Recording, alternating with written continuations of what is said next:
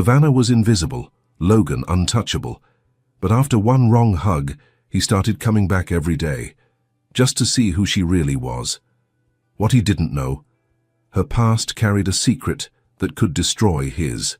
And when the truth came to light, she had to choose: run from the one who hurt her, or trust the only man who fought for her until the very end. Get ready for a story of an unlikely love, tough choices, and an unforgettable ending. If this story touched your heart, subscribe to the channel, turn on notifications, and let us know in the comments, where are you listening to this story from? Your like helps this channel grow and keep bringing emotional stories like this one. Share with someone special. The terminal buzzed with impatient chatter, footsteps tapping over the tile floors like an orchestra of disarray. Rolling suitcases bumped into legs, children cried from fatigue, and overhead announcements echoed faintly above the blur of faces. Yet in the midst of all this movement, Savannah Reed stood completely still.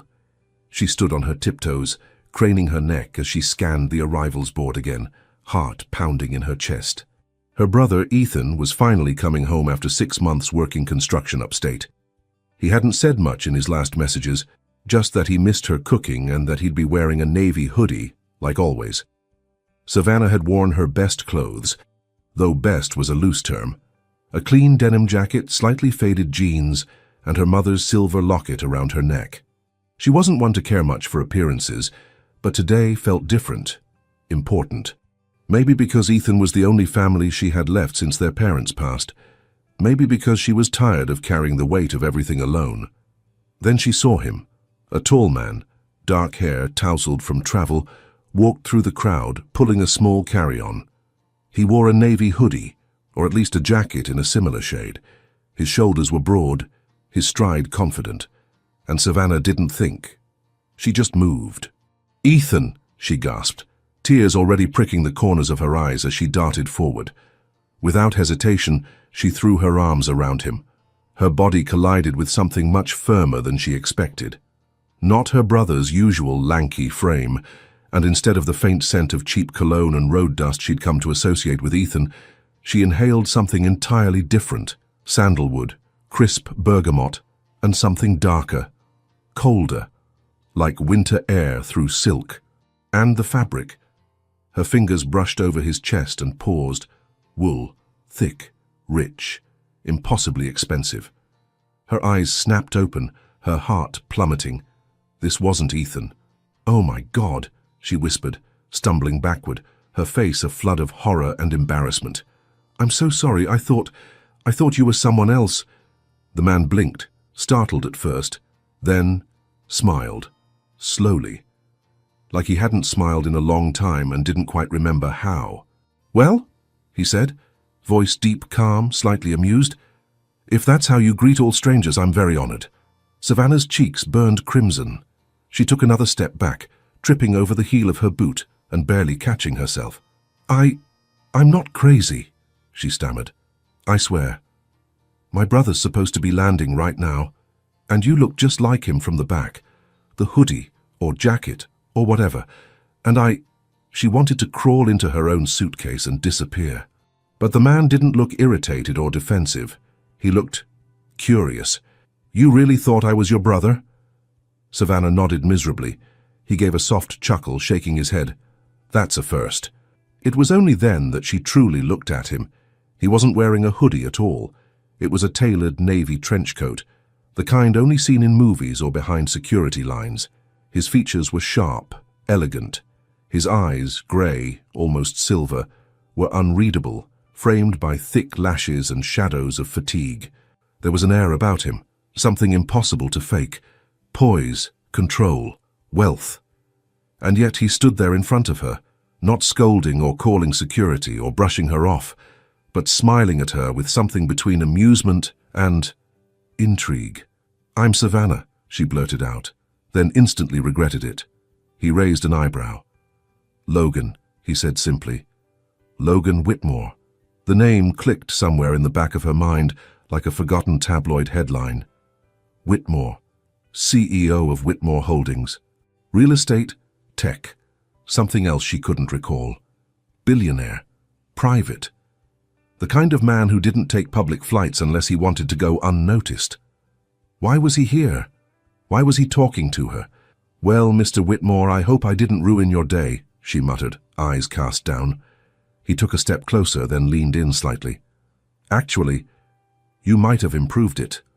And just like that, he turned and walked away, disappearing into the crowd without another word.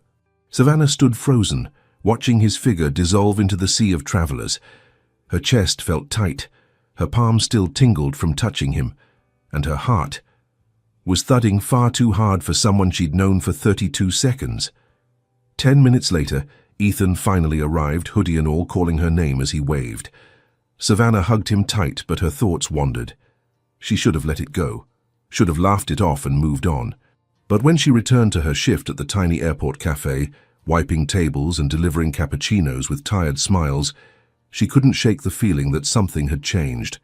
And when Logan Whitmore walked through the cafe door, hours later, and sat quietly at a corner table without saying a word, just watching her with those unreadable grey eyes, she realized that this story was just beginning. A mistaken hug, a quiet billionaire, and a girl who had never been noticed, until now. The scent of roasted beans clung to Savannah's apron as she moved behind the counter, sleeves rolled, ponytail swaying with each hurried step. Her shift at the small airport cafe had started just after she'd reunited with Ethan, and though her feet ached and the morning rush had yet to slow, her thoughts kept drifting. To him. To the man with the trench coat and the unreadable eyes. It had been hours, and she'd replayed the moment a dozen times. The accidental hug, the way he didn't laugh at her, the way he had simply vanished. And that smile, that strange, slow, amused smile that didn't quite match the man's otherwise sharp, intimidating presence. She didn't expect to see him again. Why would she? But at 4:07 p.m. Savannah's world shifted. He walked in. She caught sight of him through the glass door, and for a second the air caught in her throat. He looked exactly as he had earlier. Impeccable coat, confident stride, but now he wasn't lost in a crowd. He was walking toward her, purposefully, as if she were the destination. Savannah straightened, pretending to check the pastry display. He entered silently, like a shadow, a presence. He didn't glance around, didn't fumble for a seat. He went straight to table 6 near the window, one of the few spots that caught the afternoon light, and sat down, folding his hands over the polished surface. She tried not to look at him, tried to focus on the coffee grinder, on the line forming, on anything but the piercing gaze she felt resting on her. Then, "Excuse me?" His voice, low and firm, carried easily over the hum of conversation. Savannah turned. He wasn't looking at the menu. He wasn't even glancing at the display. He was looking only at her. "Yes?" she asked, stepping forward. "I'd like a black coffee," he said. "But I want you to make it." Her brow furrowed. "We all use the same machine." "I didn't ask for the machine," he replied. "I asked for you." Savannah blinked, trying to process his tone. It wasn't flirty, not quite. It was serious, almost intentional, like he'd chosen his words for a reason. Still, she nodded. "Coming right up." Her hands trembled slightly as she worked, measuring the grounds, tamping them with more force than usual. She had no idea what she was doing wrong or right, but whatever this was, it didn't feel like coincidence. It felt deliberate. She brought the coffee to his table, placing it gently in front of him. "Logan, right?" she asked, trying to sound casual. He looked up at her, a small smirk tugging at one corner of his mouth. "You remembered." "Well, you did introduce yourself after I assaulted you in public," she joked, a flush rising to her cheeks. He chuckled, soft, warm. "It was the most unusual greeting I've had in years. I figured I should return the favor." Savannah tilted her head. "So you came here just to have coffee made by the girl who doesn't know how to recognize her own brother?" "That," he said, picking up the cup, "and because you look like someone who doesn't pretend." She froze. "Pretend?" He nodded slowly, sipping the coffee. "Everyone pretends in this airport. It's like a theater. People rushing around with business suits and phone calls and smiles they don't mean. But you looked real. and you hugged me like someone who feels things." Savannah didn't know what to say. Compliments were one thing, but this felt different, like he saw straight through her, beyond the apron, beyond the exhaustion, into the part of her that fought daily to survive and still kept tenderness intact. "Well," she murmured, "you must be drinking a lot of bad coffee if that's all it takes to impress you." "I don't drink much coffee," Logan replied, leaning back in his chair. "Until now." The words lingered in the air between them, and for a moment Savannah forgot the noise, the customers, the fact that her manager was probably glaring at her from the back. "Enjoy your drink," she said, stepping back. He stayed for nearly an hour, didn't open his phone, didn't ask for anything else, just sat there, sometimes watching the people pass outside, sometimes watching her. When he finally rose, placing a large tip under the saucer, Savannah approached to clear his table. But he paused, turned to her and said, "I'll be back tomorrow, same time, same table, if you'll be here." She raised an eyebrow. "Are you saying I should clear my schedule for you?" "I'm saying," he said, that slow smile returning, "I prefer my coffee made by someone who hugs before she asks questions." Then he was gone again. But this time, Savannah didn't feel like he had vanished. This time he had left something behind, a question echoing in her mind, a spark in her chest, and a sense that her world was no longer following its usual path. And the next day, at exactly 4:07 p.m., Table 6 would be waiting. Savannah hadn't meant for it to become a routine, but there it was. Every afternoon, precisely at 4:07 p.m., Logan Whitmore entered the cafe with the kind of elegance that made heads turn, though he didn't seem to notice or care. He always sat at the same table by the window. He never brought a laptop, never spoke to anyone else, and he only ever ordered one thing, a black coffee, made by her. The first few days had been surreal. She caught herself glancing at the door minutes before he arrived, pretending not to be curious. But the moment he walked in, her heart betrayed her with a traitorous little leap. It wasn't just that he was handsome, although he was. It wasn't even that he was rich. It was the way he made the rest of the world blur when he looked at her, as if she were the only person in the room. But Savannah wasn't naive. Men like him didn't orbit women like her, and yet he kept coming back. One Thursday, just as she was wiping down the counter during a quiet spell, Logan stood up and approached her instead of waiting for his coffee. "Are you free tonight?" he asked casually, as if asking about the weather. Savannah blinked, cloth frozen in her hand. "Excuse me?" "I'm inviting you to dinner," he said. "Somewhere quiet, just the two of us, no coffee involved." Her stomach twisted into a knot. This wasn't a game anymore. This wasn't harmless. She looked down at her apron, at the stain on her sleeve, at the chipped nail polish she hadn't had time to fix. And then up at him, impeccable as always, his expression unreadable but sincere. "I don't really belong in places you eat," she muttered. Logan tilted his head, studying her. "You belong anywhere you decide to walk into," she laughed quietly. "Do you rehearse these lines in the mirror?" His smile was quick, disarming. "Only when I think they might work." Savannah bit her lip. Part of her wanted to say no, keep the line between their worlds intact. But another part, the part that had been quietly aching for something more, said yes before she could stop it. "Fine," she said. "But if I end up choking on some French word I can't pronounce, I'm blaming you." "I'll take the risk," he replied. "Be ready at 7. When Savannah arrived home, she paced her small apartment for nearly an hour. Her closet was filled with jeans, work shirts, and hoodies that smelled faintly of the cafe. Nothing close to date-worthy, not for a man like him. She ended up in a simple black dress she hadn't worn in years, the one she'd used for her mother's memorial. It was modest, but flattering. She pinned her curls half up, touched her lips with soft rose, and stood in front of the mirror, heart racing. When Logan's driver texted that he'd arrived, she nearly backed out. But then she looked at her reflection again, and instead of the scared girl who barely made rent, she saw someone stronger, curious, a woman who maybe deserved to be seen. The restaurant was perched on a rooftop above the Hudson, soft jazz spilling from the speakers, warm golden lights hanging like stars above the tables, no menus, no loud conversations, just the hum of quiet elegance. Logan stood as she approached the table. His eyes swept over her, lingering for a second too long. "You look—" He paused, searching for the right word. "Like trouble."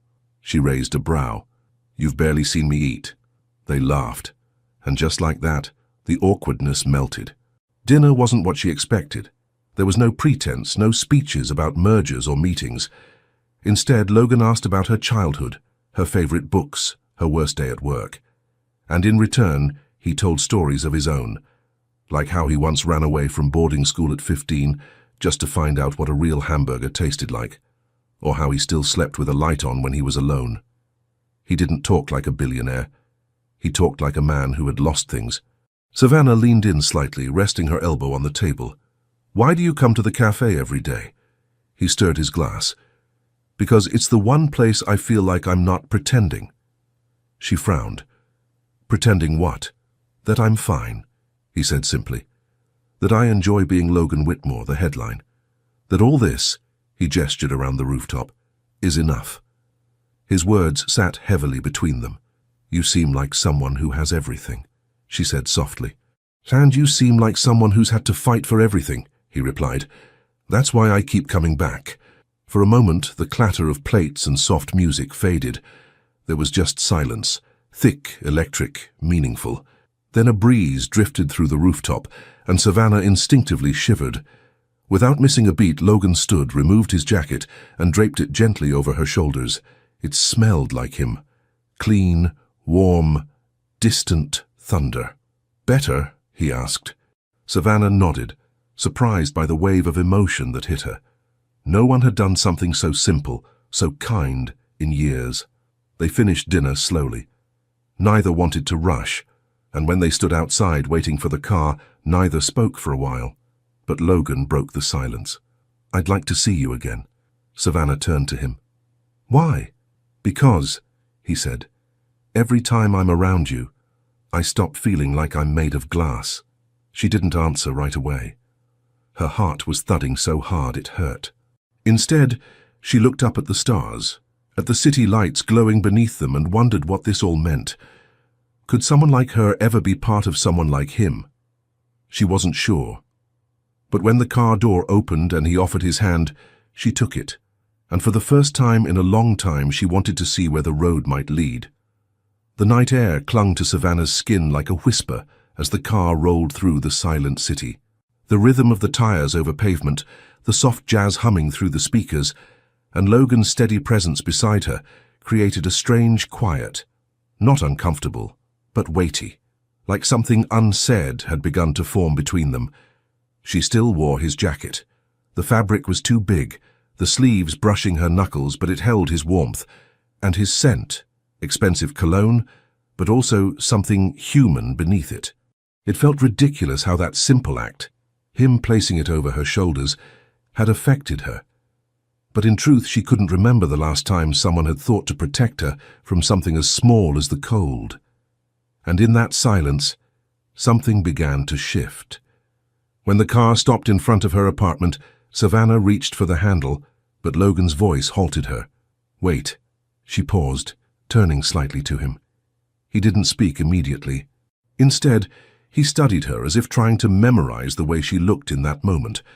Her hair tousled by the wind, her lips parted in quiet surprise, her eyes reflecting a mixture of confusion and curiosity.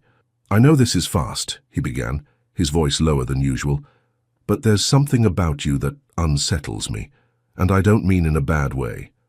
Savannah gave a soft, skeptical laugh. "Unsettles?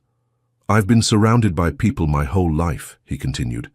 "People who want something, who expect something. I can read them in seconds, but with you—" He trailed off. "With me?" she asked gently. "I don't know what's coming next," he said, "and I like that." The air grew heavier. She wasn't sure what he meant or what he wanted, but in that moment Savannah didn't want to analyze it. She only knew that something in his eyes had changed, less guarded, less controlled, like a crack had opened, and for once he wasn't trying to seal it shut. "Good night, Logan," she said, opening the door. He didn't stop her this time, but as she stepped out, he called after her softly, "Savannah." She looked back. "Keep the jacket." The next day at the cafe, her steps were lighter, her smiles easier, until her manager pointed out she was humming out loud while grinding beans.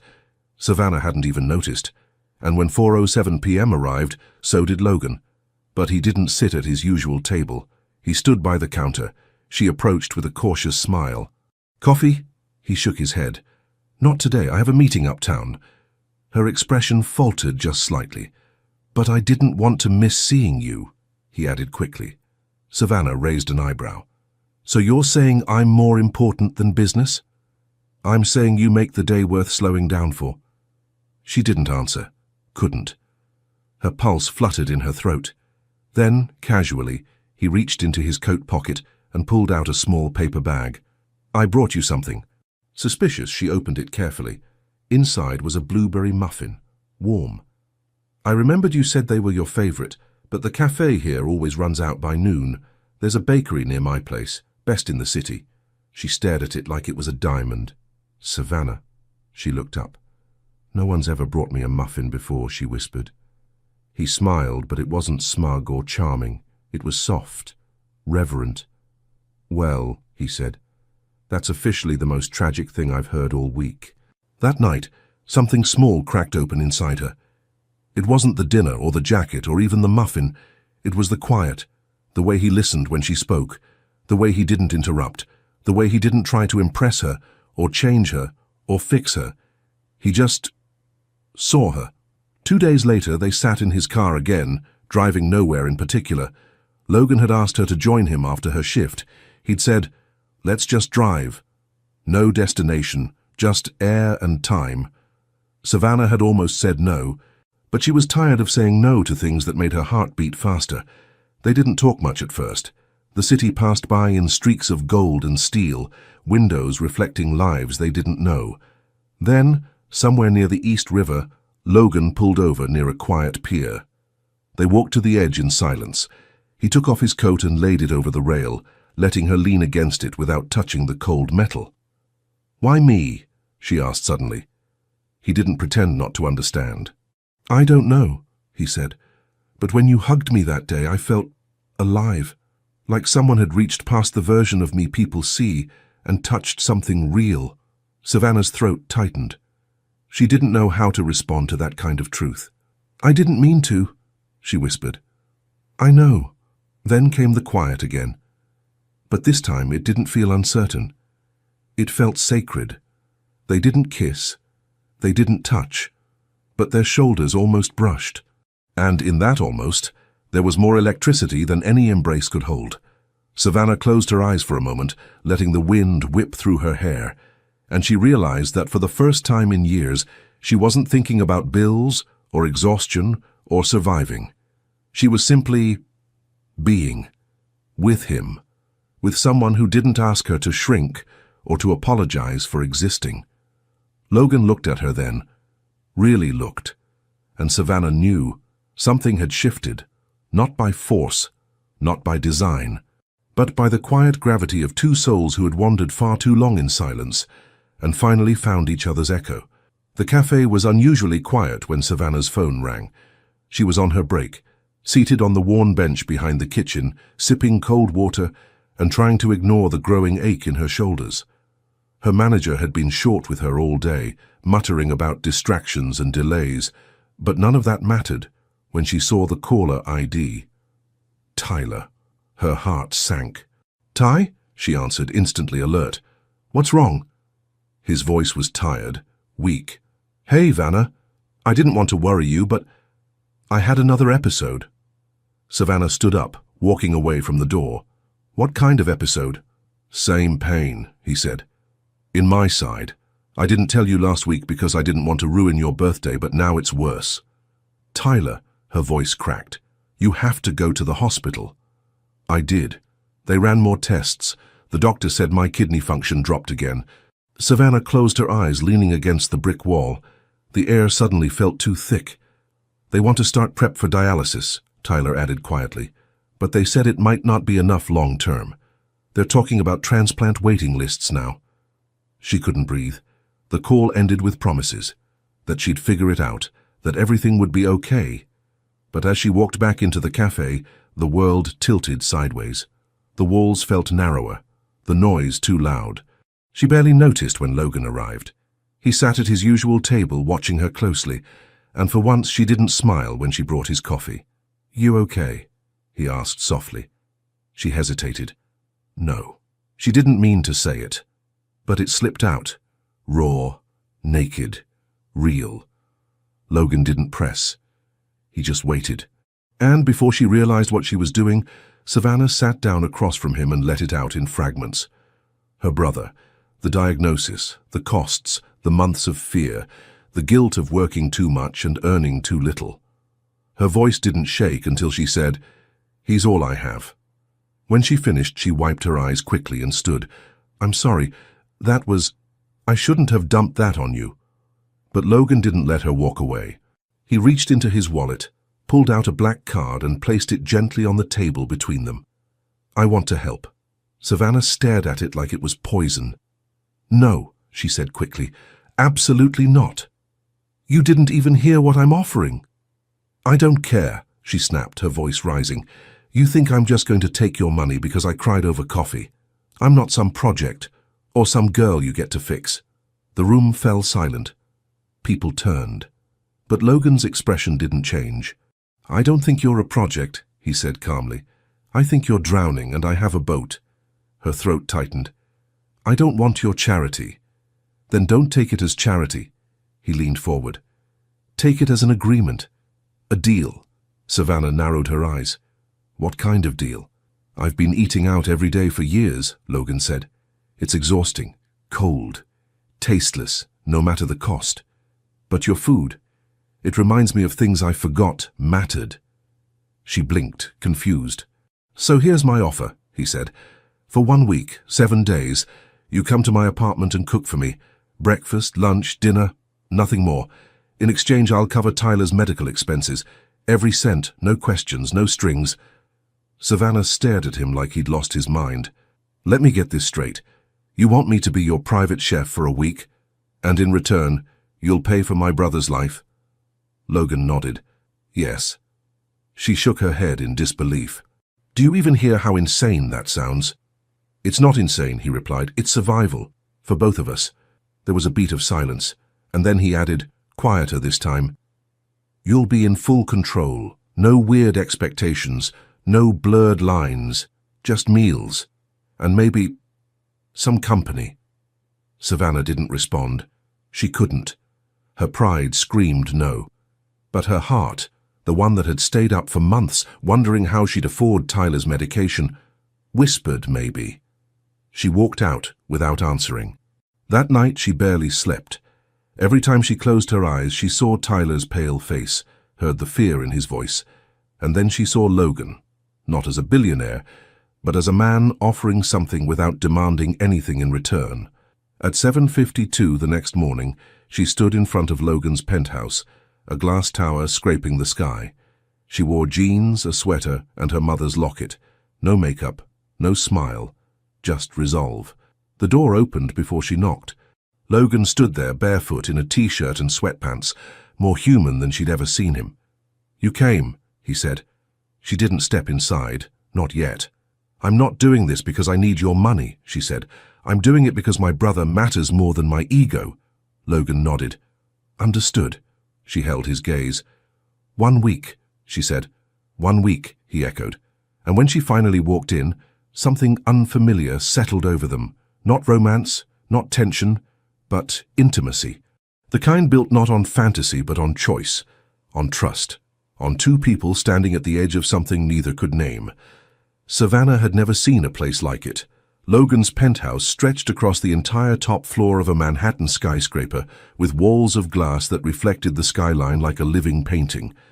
The ceilings soared above her, and the silence, that pristine, polished kind, wrapped around everything like velvet. Her footsteps echoed faintly as she stepped inside. No dust, no clutter, no warmth. The place was beautiful, breathtaking even, but empty. Like a museum exhibit, or a life designed for looking at, not living in. She turned slowly, taking it all in.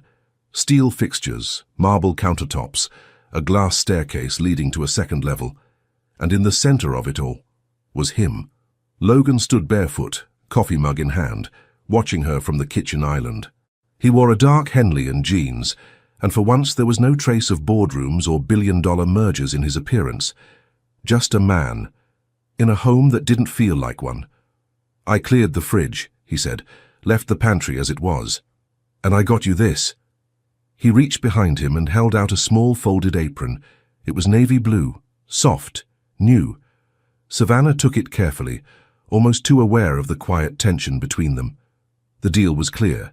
She'd cook 3 meals a day for 1 week, nothing more. "Thanks," she said, slipping it on. "You don't have to start now," Logan added. "You can take time to settle." "I'd rather cook," she interrupted. "It helps me think." And just like that, their first morning began. She moved through his kitchen with practiced ease, her hands finding spices and chopping boards as if the room had always belonged to her. Her body remembered movements her heart didn't have time to question: the stir of a wooden spoon, the scent of garlic meeting oil, the sound of onions hitting the pan like applause. Logan watched from the dining area at first, silent, curious, respectful.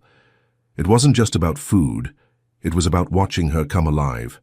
Savannah, for her part, ignored the pressure of being watched, until she caught his gaze resting on her with something that wasn't just interest. It was hunger, but not for food, for something deeper, something he couldn't name. She served him quietly, an herbed omelette with sautéed greens and a slice of toast with homemade jam she brought from home. He took a bite, paused, then looked up. "This tastes like memory." Savannah blinked. "That's not a normal thing to say." He smiled faintly. "It's not a normal omelette." And though she rolled her eyes, her lips twitched into something dangerously close to a smile. By day 3, the silence between them had evolved. Not the awkward, stilted kind, but the kind that holds weight. A conversation in itself. They began to exist in quiet harmony. Her cooking, him reading or working nearby. She didn't ask what he did between meetings, and he didn't pry into why she whispered her brother's name in her sleep. But the space between them began to shrink. He started lingering in the kitchen while she prepped, asking questions. "Why do you slice tomatoes like that? What's the secret to your rice? Who taught you how to knead dough?" Each answer carried a story, and Logan listened, really listened. And then, one afternoon, as she stood barefoot on the balcony sipping coffee, Logan joined her, not with words but with his silence. He handed her a blanket and wrapped it around her shoulders without comment. They stood like that, side by side, watching the world shrink beneath them. "I used to be scared of heights," he said after a while. Savannah turned to him. "What changed?" "I realized falling wasn't the worst part," he replied. "It's knowing no one will catch you." She looked away. Because in that moment, she knew, neither of them was talking about rooftops. On the 5th night, she made lemon chicken with rosemary potatoes. Logan insisted they eat at the long dining table instead of the kitchen island. He lit candles. Savannah almost laughed. "This is a bit dramatic for a Thursday." "It's day 5, he said, "and I'm realizing I don't want day 7 to come." Her fork paused mid-air. He didn't take it back, didn't soften it, just looked at her with quiet, brutal honesty. "I know this wasn't meant to be anything more than a deal," he said, "but I find myself looking forward to the sound of your footsteps, the way you talk to my plants like they're people, the way you sing off-key when you think I'm asleep." Her cheeks flushed. "You leave the door open," she mumbled. "I know," he said, his voice low. Silence again. But this one buzzed. Electric. Tense. Savannah didn't respond.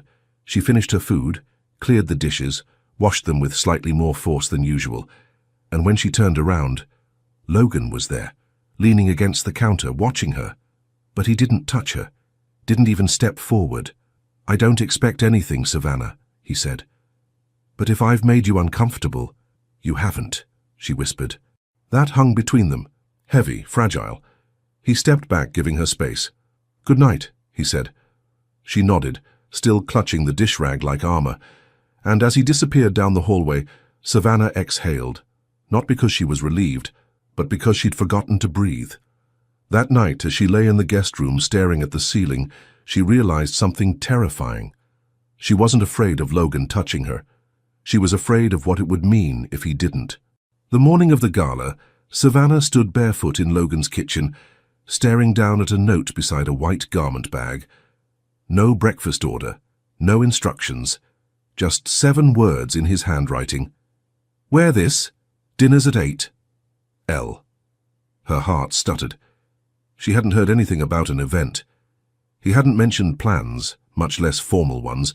She hesitated for a long minute before pulling the zipper down. Inside was a dress. Not just any dress.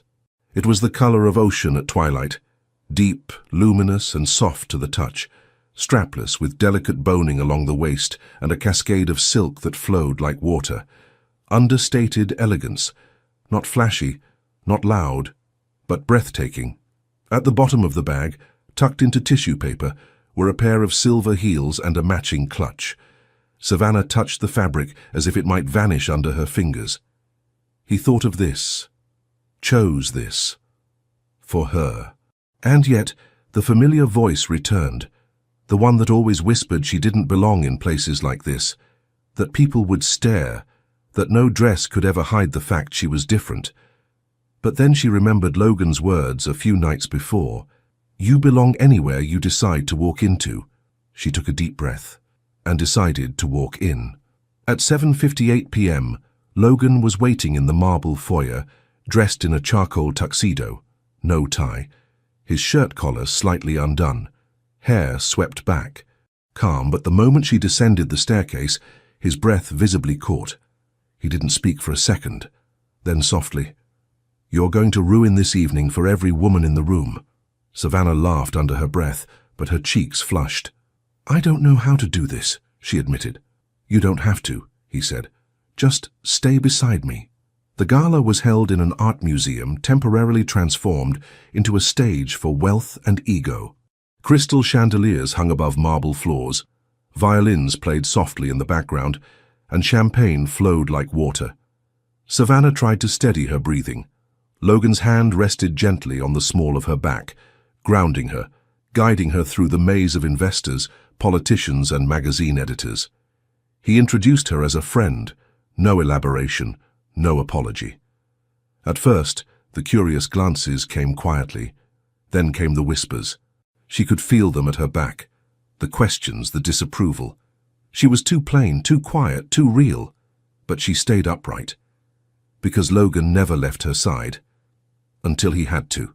A sudden call from the board dragged him toward a private conversation across the room. 2 minutes, he promised. "I'll be right back." Savannah nodded, clutching her clutch tightly. That's when she appeared. Vanessa Kingsley, elegant, tall, ice blonde, designer gown. The kind of woman who belonged in those circles.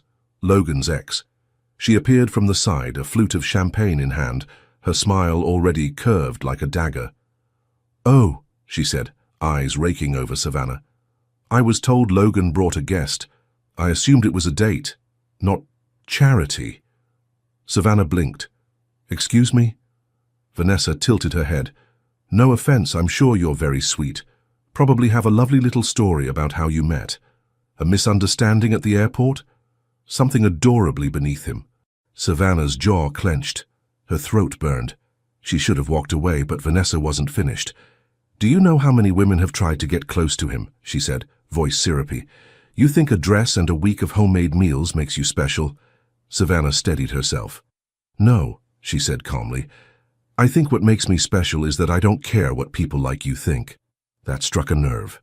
Vanessa's lips curled. But before she could reply, Logan was there. And he'd heard everything. "Vanessa," he said sharply, "walk away." She turned, caught off guard. "This doesn't concern you." Logan stepped between them, his voice ice. "It concerns me when someone I once respected chooses to humiliate someone I care about." Savannah froze. "Someone I care about." The room fell still, heads turned, the tension hummed. Vanessa huffed, her pride stung, and walked off, heels clacking like gunshots on marble. Logan turned to Savannah, his expression unreadable. "I'm sorry." She didn't respond. He reached for her hand. She didn't pull away. "I didn't come here to be protected," she said finally. I know, he replied, but I came here to protect you anyway. That night, they left early, not because of the stares or the whispers, but because Logan wanted to. He called for the car and wrapped his jacket around her again, just like he did that first night. In the back seat, their hands brushed once, then again. This time, she didn't move hers away. Back at the penthouse, Savannah walked to the window and stood quietly, her reflection layered over the Manhattan skyline. She felt him step behind her, not touching, just there.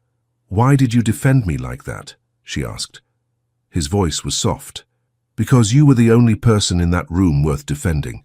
The silence that followed wasn't uncomfortable. It was heavy, real, loaded.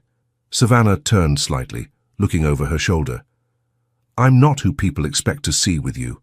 Logan stepped closer. I don't want what people expect. Their eyes met. And for the first time there was no running, no confusion. Just two people from different worlds, standing on the same line, wondering what would happen if they stepped over it. It started with a photo. Savannah didn't even know who took it. Maybe a reporter, maybe just someone at the gala with a phone and no boundaries. But by the next morning, it was everywhere. Logan Whitmore's mystery date, from cafe girl to penthouse princess. New flame or new favor? The article wasn't cruel on the surface, but the comments were. Savannah sat at the edge of Logan's couch, phone clutched in hand, scrolling through hundreds of faceless judgments. Gold digger alert. She probably pours his coffee real slow, if you know what I mean. What's next? Is she going to get the company too? Girl from the slums finally gets her upgrade. Some were worse, much worse. Each word carved into her like glass. Logan was in a meeting, one of those high-stakes billion-dollar calls he handled without blinking, and she sat in his penthouse, surrounded by glass walls and sky, feeling like she was drowning in air. She tried to eat, couldn't, tried to cook, failed. At noon, she left. The park was nearly empty, save for joggers and a few parents chasing toddlers around the fountain. Savannah sat on a worn bench in the shade, her phone buzzing every few minutes with new notifications. She had posted nothing, said nothing, but still, people had found her, dug up old photos from college, commented on her family, even on Tyler. She turned the phone off. Then she cried. Not the soft, elegant kind of crying they show in movies, but the real, body-racking kind, the kind that starts in the throat and breaks something open in the chest.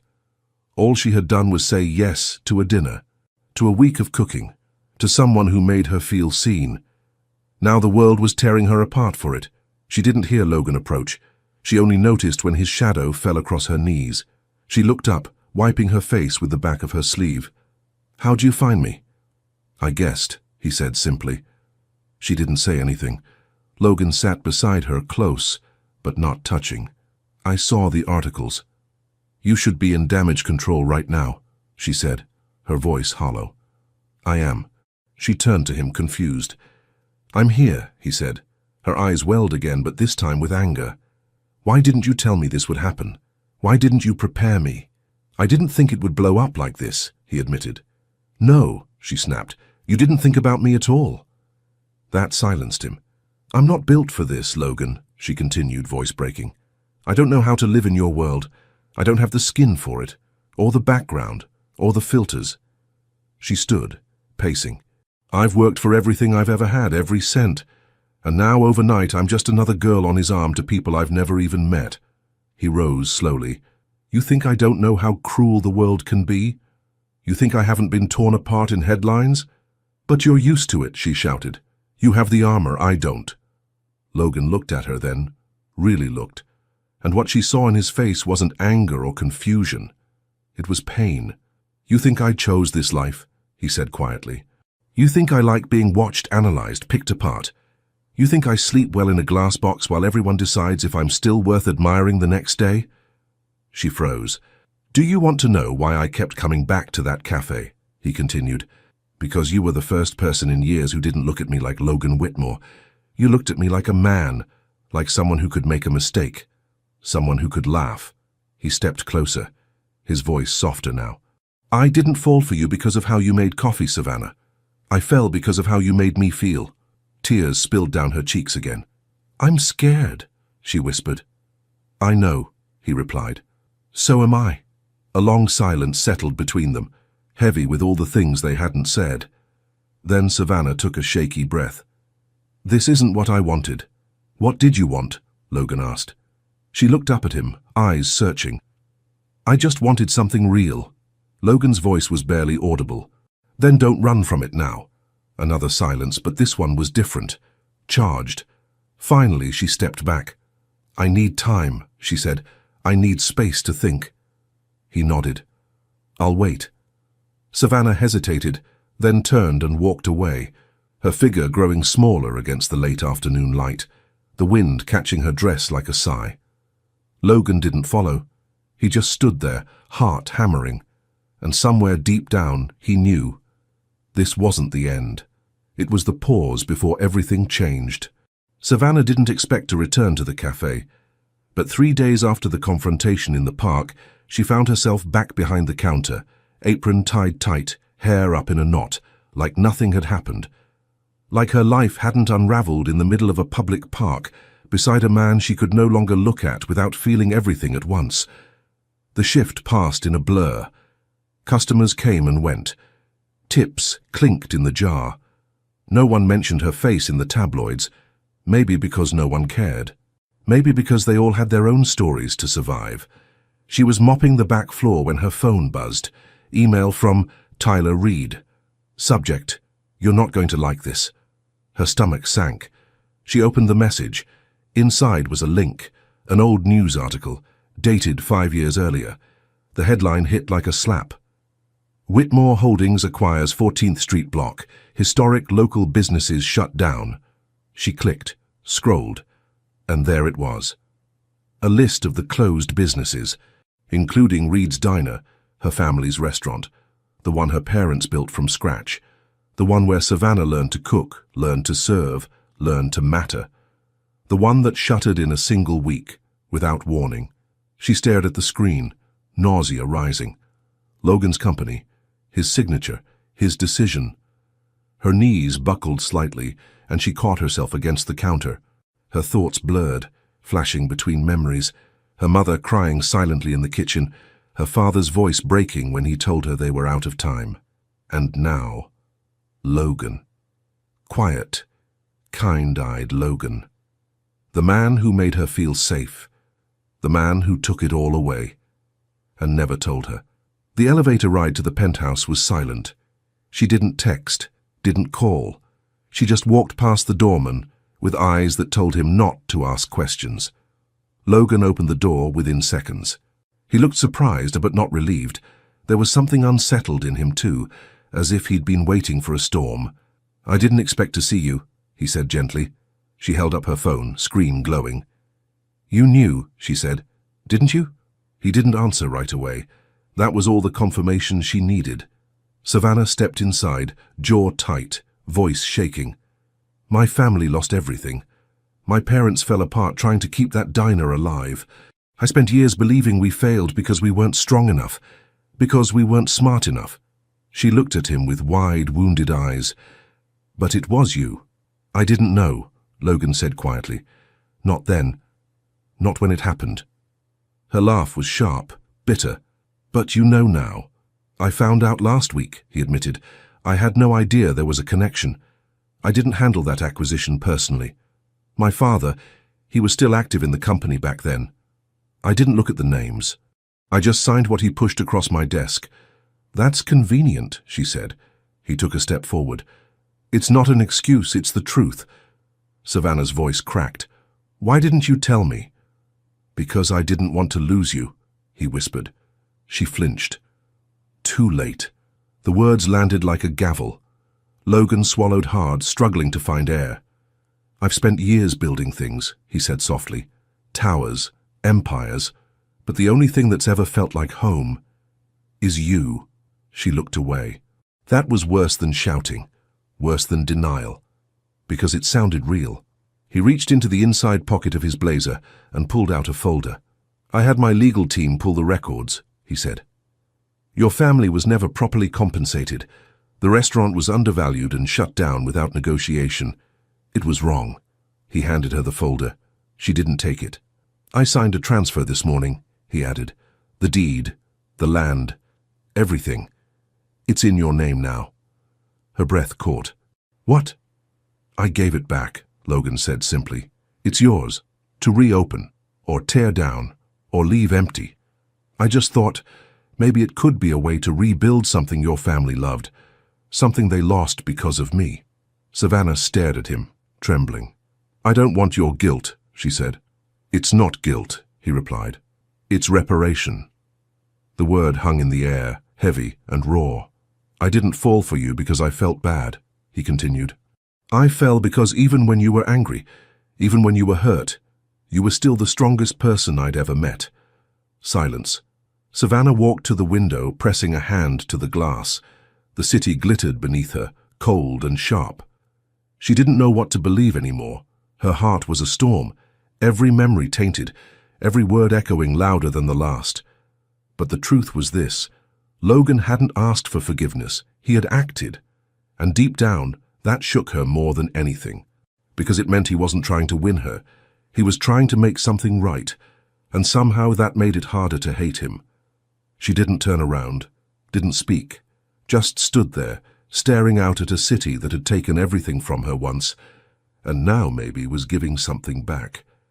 It was just past midnight when Savannah's phone rang. She almost didn't answer. She was sitting cross-legged on the floor of her tiny apartment, staring blankly at the deed Logan had signed over to her, the one that held the ghost of her family's past, now somehow in her hands again. But then the screen lit up. Tyler. Her heart dropped. Vanna. His voice was strained, distant. It's bad. The pain's worse than ever.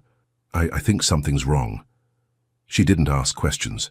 She grabbed her keys, called an ambulance, and ran. By the time she arrived at the hospital, Tyler was already in a room, pale and curled in agony. The nurse handed her a clipboard. She filled out the forms with trembling hands, skipping the insurance section entirely because there was no policy, no coverage, just hope. The doctor appeared 20 minutes later, expression grim. He's experiencing acute kidney failure, he said. His levels have dropped drastically. We'll need to operate. Tonight. Savannah's knees went weak. I can't pay for this, she whispered. I don't have... We can stabilize him for now, the doctor said carefully, but surgery, medications, follow-up dialysis, it's expensive. I'm sorry. She turned to Tyler's room, where her brother, her brave, smart, stubborn brother, lay with his eyes half open and fear clouding his face. I'll find a way, she said. She stepped into the hallway and did the one thing she swore she wouldn't do again. She called Logan. He didn't answer on the first ring, or the second, but on the third his voice came through, hoarse, alert. Savannah? Her words came in a rush, barely controlled. Tyler's in the hospital. His kidneys. He needs emergency surgery. I don't know what to do. I don't have time. I'm coming. Click. No hesitation. No questions. 45 minutes later, Logan arrived. Not in a suit. Not in his usual polished perfection. He wore a black t-shirt and jeans, hair still messy from sleep, eyes bloodshot from the rush. He didn't stop at the desk. He didn't ask for permission. He found Savannah in the waiting room and walked straight to her. I already called my team, he said. They're wiring payment directly. No one touches a scalpel until he's got the best surgeon available. Her lips trembled. You didn't have to. Yes, I did. He placed a hand on her shoulder, steadying her. I told you, he said, voice low. I'll always show up for you. And then, as if the strength left her all at once, Savannah broke. Right there in the fluorescent-lit hallway, she crumbled against his chest, and he caught her like he'd been waiting to do it all along. No one looked, no one interrupted. It was just her sobs against his heart, his arms around her, his chin resting gently atop her head. The hours passed in slow motion. Logan didn't leave, not when the nurses wheeled Tyler into surgery, not when the doctor came back, gloves still on, to report that everything had gone well. He's stable, he said. The damage was severe, but we got to it in time. He'll need a long recovery, but he's going to be okay. Savannah exhaled with a sound that was part laugh, part collapse. She turned to Logan, and this time she didn't hold back. She wrapped her arms around his neck, buried her face against him and whispered, "Thank you." But Logan didn't say "You're welcome." He said, "You're not alone anymore." And those 4 words shattered something in her, something heavy she'd carried for years, maybe all her life. They stayed the night at the hospital. Savannah refused to leave Tyler's side. Logan stayed in the hallway, stretched out on a stiff chair, his blazer folded into a makeshift pillow. In the early hours of the morning, Savannah stepped out of the room and found him there, asleep, his legs too long for the seat, his hand still holding his phone with the screen open to her contact. She stood there watching him, the quiet hum of machines in the background. This man, who lived in penthouses and boardrooms, had come running at 1 a.m. for her brother, had signed away real estate to right a wrong he didn't even cause, had stood by her when the world had mocked her, and never once asked for anything in return. Savannah sat down beside him, barely making a sound. Logan stirred, eyes fluttering open. "You stayed," she whispered. "Of course I did." She looked at him, really looked, and for the first time saw not the billionaire, not the man from the magazines, but the truth of him. Tired, unfiltered, real, and in that moment, something inside her gave way. "I think I'm in love with you," she said softly, like a secret, like a confession not meant for daylight. Logan's breath caught. He didn't speak. He reached for her hand, and just held it, tightly, like he'd never let go. Savannah stood alone in the doorway of the old building on 14th Street. The sign had been repainted, the rusted gate removed. Inside, sunlight streamed through new windows and settled on polished tile. Everything looked different, cleaner, brighter, but the bones were still the same. She walked in slowly, heels clicking on the floor, hands trailing over the walls like she was greeting an old friend. It had taken months of quiet renovation. Logan had insisted she take the lead. No architects, no design firms, just her and the memories she chose to bring back. And now, Reed's Diner was ready to reopen. But she wasn't thinking about menus or hours of operation. She was thinking about how far she'd come, and the man who helped her get here, without ever trying to own it. Later that evening, she returned to the penthouse. Tyler was recovering well. Her shifts at the cafe had ended. Her apartment lease was up. And yet, her heart still hadn't fully settled, as if waiting for one more page to turn. Logan was in the kitchen, sleeves rolled, attempting to cook pasta with more concentration than most CEOs gave to billion-dollar contracts. Savannah leaned against the doorway, arms crossed, amused. "Didn't we agree you're better at eating than cooking?" Logan glanced over his shoulder. "I'm learning, slowly, mostly so you don't think I'll starve when you're not around." Her smile softened. She stepped inside, took the spoon from his hand, and stirred the sauce with practiced ease. "You always do that," he murmured. "Do what?" "Walk into my life like it was always yours." She didn't answer, just reached for a plate, served 2 portions, and gestured to the dining table. They sat together, the night warm and quiet around them, the city blinking beyond the windows, and for a while they just ate. No pressure, no talk of the past or future, just being. Until Logan reached into his pocket, not dramatically, not on one knee, not with music or candles. He simply placed a small velvet box between them. Savannah froze. He opened it. Inside was a ring, not massive, not flashy, but delicate, thoughtful. A single diamond in a vintage gold setting that looked like it had been found, not bought. Logan looked at her, not nervous, not rehearsed, just sure. "I don't want to marry you because it makes sense," he said. "I want to marry you because nothing made sense until you walked into my life and hugged the wrong man." Her eyes flooded instantly. "Logan, I want a life with you, not a brand, not a headline, just dinners and hard days and arguments over how much salt goes in the potatoes." She laughed through tears. "I want your laughter in my kitchen, your socks on my floor, your name on every mailbox, every lease, every emergency contact form." Savannah covered her mouth, overwhelmed. "You don't have to decide now," he added gently, "but I needed to ask." Because I'm not interested in almosts anymore. She didn't wait.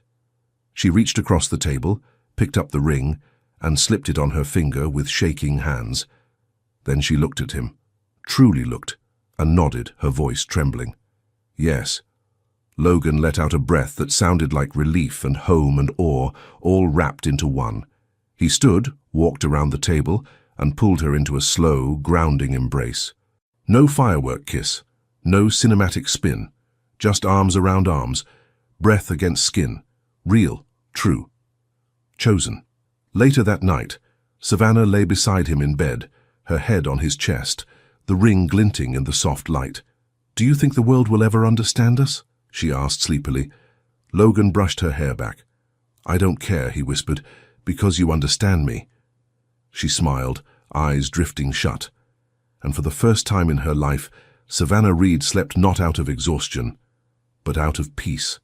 Spring arrived in New York with quiet grace, not the loud bloom of movies, but the subtle kind, softer winds, longer light, and petals falling like confetti from trees along the sidewalks.